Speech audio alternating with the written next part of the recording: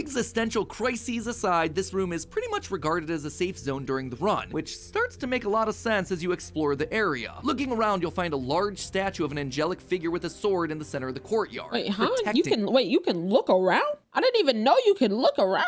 I wish I would have known that.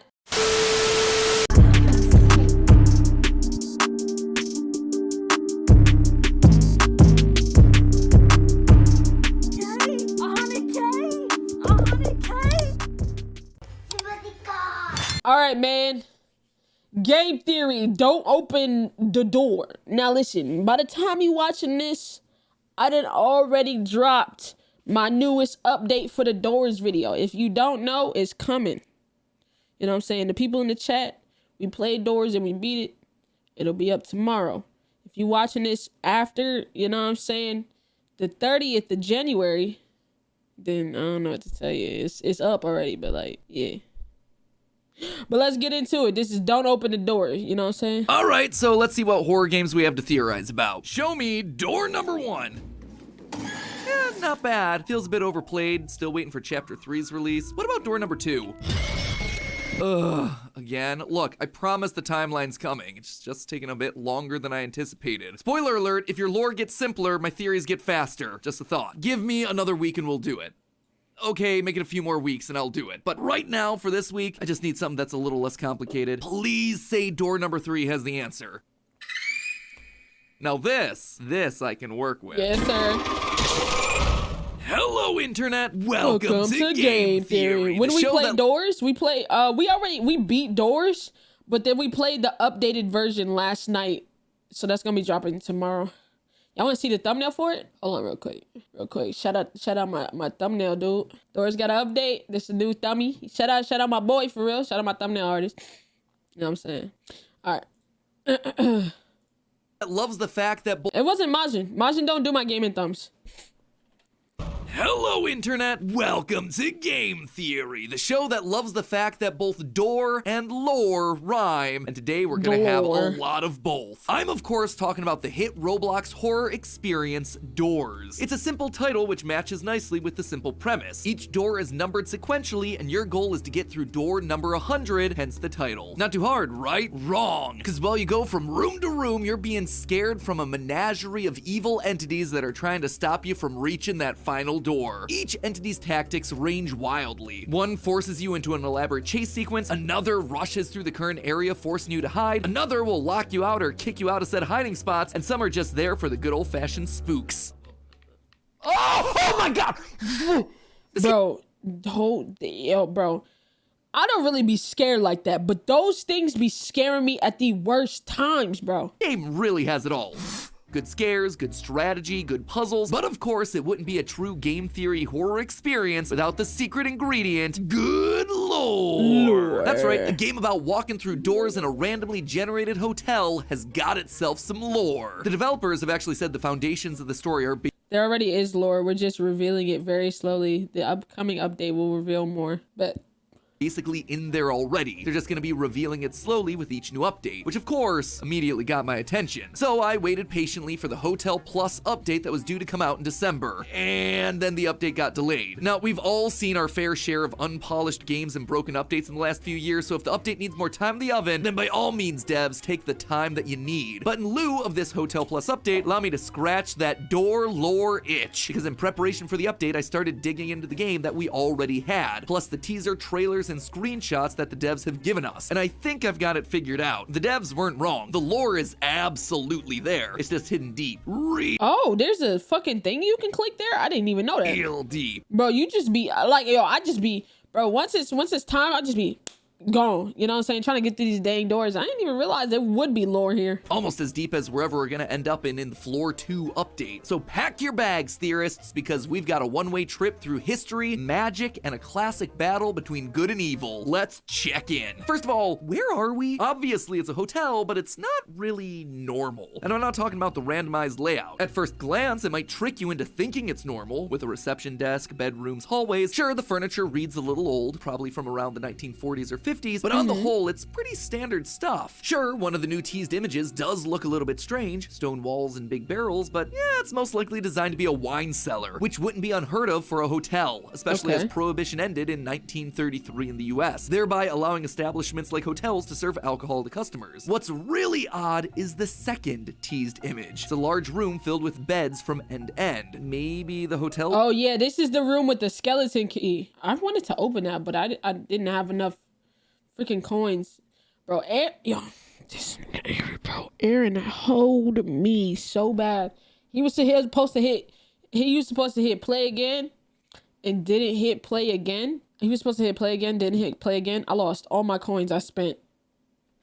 Is able to offer cheaper rates if you're willing to bunk with 10 other people in the same room, except that isn't what the room's for. Along with the image, we were given its name, the infirmary. Why on earth would there be an infirmary in a hotel? I'll tell you why. It's because that's exactly what hotels were used for during the 1940s, especially during World War II. During the war, the country was in need of more hospitals for fairly obvious reasons, but they didn't want to have to build a bunch of new hospitals that would then become useless at the end of the war. So instead, they started working with private businesses to turn their establishments into makeshift hospitals, and hotels were candidate number one for this sort of thing. They had lots of elevators to transport patients and equipment, they had lots of rooms for people to stay in, and best of all, because of the war, people weren't traveling or going on vacation, so the hotels were largely going unused. So while it seems weird to see an infirmary in a hotel, it's actually not outside the realm of possibility. That, plus the 40s style of furniture, tells us that what we're exploring here is a haunted hotel that was an active hospital during World War II. And given the monsters roam the hallways and the damage that we see across various rooms, it's unlikely that anyone has occupied this place since. So then why are we here now? It's not exactly the 5-star establishment anyone would be expecting for their weekend getaway, but even if we wanted to check out, we can't turn back. And I do mean that literally. If you take a look at the bridge that we crossed to get here, you'll see that it's now broken, with planks of wood just floating around in midair. Whatever's in this hotel, it doesn't want us to leave. But here's the real twist, we don't want to leave either.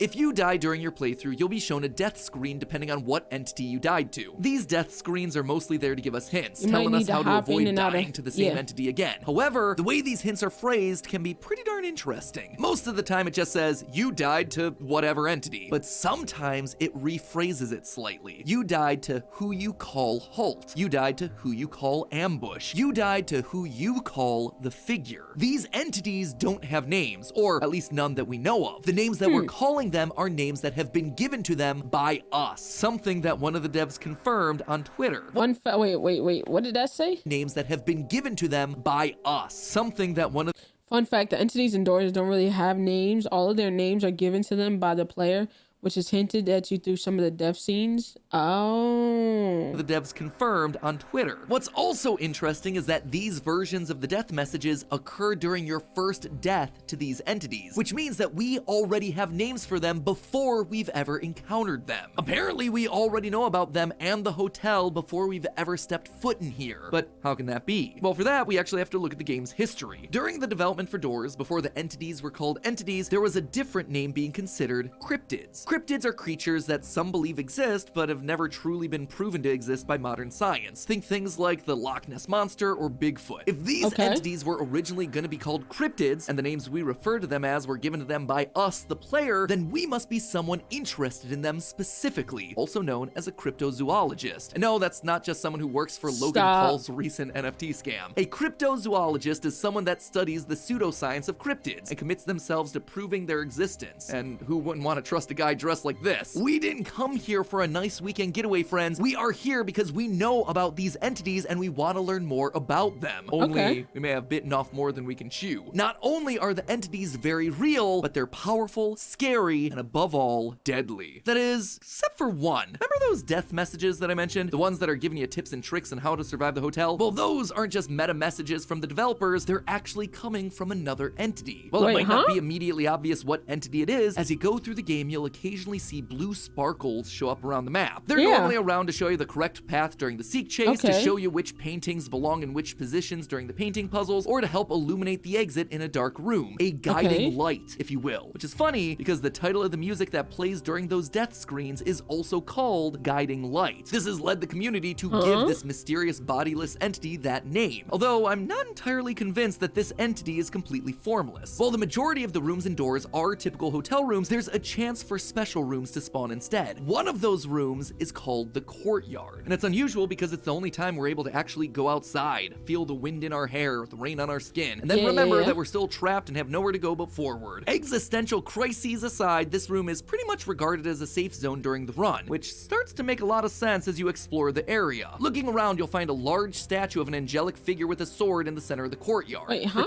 You can look around? I didn't even know you could look around. I wish I would have known that. In the Bible, we often see depictions of angels with swords, both used for battle and for protecting, but they're also seen to guide the lost, helping them find their way either physically or spiritually. Now, what would that remind me of? It's Guiding Light, the entity that's trying to protect us. This isn't the only time religious iconography is used within the game either. A handful of paintings around the hotel are parodies of religious artwork, or have been named with more religious connotations, like the Last Supper, or these two called Temple and Tabernacle respectively. One of the new items being added to the Hotel Plus update is a cross. Hey, really quick, man. We got new merch. New merch for the month of February and a little bit of March. 45 days for these new merch pieces. If you see me probably wearing it in a video. You know what I'm saying? So we got some new merch. There's also another piece in the collection. It will only be available for 45 days. Go grab yourself. This is some of the best merch I ever put out. And it's never coming back. 45 days. Go check that out, man. And make sure you like this video before you get out of here. Have a good one, man. Enjoy the rest of your video. Literally tells us the rules have changed while revealing this item and showing it stopping the entity Rush dead in its tracks. It's a pretty useful tool to be sure, but it actually tells us a lot more about these entities that we're up against. The Christian cross is commonly used in pop culture as a weapon to ward off demons, evil spirits, and unnatural beings like vampires, which means that these aren't just cryptids, they're demons, or at least something linked to the demonic. This in turn lends support to the idea that the angelic statue in the courtyard is indeed guiding light, as angels are basically the exact opposite of demons. But that's not the only thing the cross reveals to us about the game's lore. Because, well, yeah, a cross stopping a demon in its tracks makes perfect sense. The developers didn't just take the easy way out. It would have been simple for them to implement the cross and just have the entity disappear when you use it, or have it freeze in place. Instead, they went the extra mile and gave it extra visual effects, which are definitely cool and add to the quality of the game, but also the specific symbol they use here tells us a lot. Upon first glance, most viewers will probably recognize the main symbol as the Star of David, a symbol of the Jewish faith, which might seem odd when with the fucking cross. That's kind of, I didn't mean to curse. Star of David cross. Didn't mean to curse. You know, it's a lot, but I'm black. I don't fuck with that demonic shit. Okay, talk to me.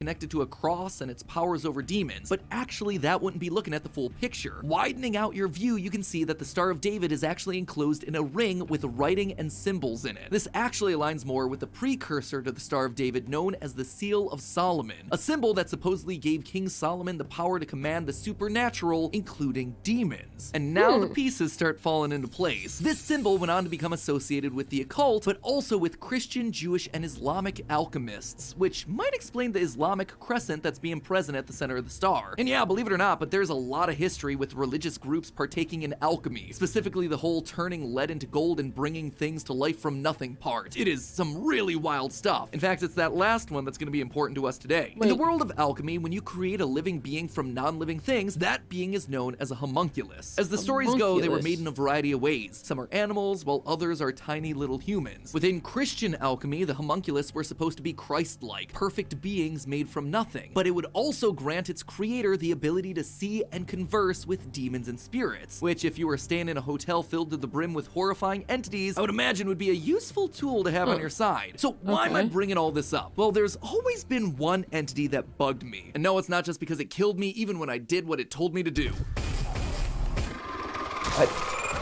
Let's control your breathing. Yeah, okay. I was pressing Q or E. No! You can only revive and run once? No! The figure always felt like the odd one out. Most of these entities are ghostly figures, black and white with overly distorted faces. Seek may appear in a human form during the chase, but it's basically a collection of eyes and black goo. But the figure, it's a humanoid monster that's covered in flesh, bones, and teeth. Thematically, the figure just doesn't feel like it belongs until you look at how a homunculus is made. One method to create a homunculus is to combine bones, skin, and hair in a bag, and then bury that bag surrounded by horse manure for 40 days. Dig it up and hooray! You got yourself one stinky bag and supposedly a living creature. Now, let's just take a look at those ingredients again. Bones and flesh, it's a perfect match for our pal, the figure. That's why this monster's different. The figure isn't a spirit or a demon like all the others, it's an actual monster created using living tissue. Imagine the scene, if you will. World War II is going on. People are being injured left, right, and center. A random hotel is transformed into a makeshift hospital in order to manage the amount of injured people throughout the city. People are dying agonizing deaths, and their angry spirits refuse. This is like a crazy lore. It's getting real Jesus-y. You know, it's getting real Jesus. It's getting into some craziness, you know? This is some lore, man. To move on. Religious figures in the community, like nuns, offer to join in helping nurse these people back to health, but not everyone has good intentions. It's World War II after all. The Nazis are performing horrific experiments on the wounded. Yeah. Experiments that'll fuse the injured, dying, and rotten flesh, bone, and hair to create new life. The figure is born from these such experiments. Meanwhile, the prayers of the religious figures don't fall on deaf ears. They pray for divine intervention. They pray for an angel to protect them. And lo and behold, their prayers get answered. The guiding light traps the demons in the hotel, mixing up the rooms randomly, turning the hotel into a labyrinth that these entities get lost within. The hotel eventually falls into silence and obscurity. Nobody left inside, nobody willing to enter. The only thing that remains are stories of strange creatures that roam the hallways. Some ghostly, some made of flesh and bone. Most people would steer clear of a place like this, but one cryptozoologist took interest and decided to make a visit to this hallowed location. Guiding light saw us and destroyed the bridge outside, stopping us from ever leaving. Not because they want us to perish, but because they know the secrets of this place have to remain hidden. And that, my friends, is what I suspect to be the lore of Roblox doors. Like I said at the start, this stuff was buried deep in here, but I'm really glad the developers are giving us some really interesting things to chew on, especially with all the new teased content they're releasing as part of the update. I am more excited than ever for this game. Honestly, I wouldn't be surprised if when they finally get around to releasing Floor 2, we end up seeing occult markings on the walls, the skeletons of dead clergymen, maybe even a summoning circle with a big old pile of bones in the middle. I guess we're just gonna have to wait and see. In the meantime, remember, it's all just a theory. A game theory. Thanks for watching. And if you don't want to stop the Roblox horror party, you could always go and check the video on the left where we talk about the lore hiding inside Roblox's Rainbow Friends. Or I played Rainbow Friends. I need to check the lore on that. But nah, W lore. You know what I'm saying? It got real Jesus-y real quick. You know what I'm saying? It was getting real in-depth. Like, you know what I'm saying? You get game lore, you know what I'm saying, where something happened. But the lore here was real life, real deal spill lore. Real life lore. How you get real life lore in the game for real? You know what I'm saying? But shout out Game Theory.